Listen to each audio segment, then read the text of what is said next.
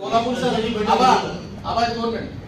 सोलापूर शहरातला महत्वाचा जो विषय आहे, आता तुम्ही आरोग्य विषयावरती बैठक लावलेली आहे, त्याच्यामध्ये दोन मुद्दे घेणं गरजेचं आहे। बाळासाहेब ठाकरे आपला दवाखाना हा महाराष्ट्र राज्यात चालू झाला, मात्र सोलापूर जिल्ह्यात शहरामध्ये 30 पेक्षा जास्त दवाखाने मंजूर असताना किती दवाखाने इथं केलेले आहेत, त्या अधिकाऱ्यांकडून उत्तर मिळावं की किती प्रमाणात चालू आहे। आणि धर्मादाय दवाखान्यांना दर्शनी भागामध्ये जे आपल्या 10% बेड राखीव असतात, यामध्ये कोणत्याही दवाखान्यामध्ये माझा आरोप आहे की त्या दवाखान्यामध्ये राखीव बेड हे सांगितले जात नाहीत आणि तिथे दिले जात नाहीत।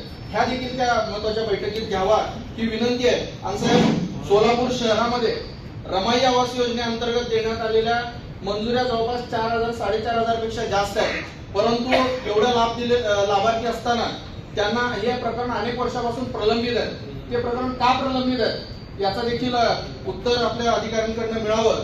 आणि एक असा सामाजिक विषय असा आहे की सर्व आमदार महोदय आणि सगळ्यांकडून सोलापूर शहरामध्ये सर्वच महापुरुषांच्या जयंत्या उत्सव हे मोठ्या प्रमाणात साजरे होतात आणि त्यासाठी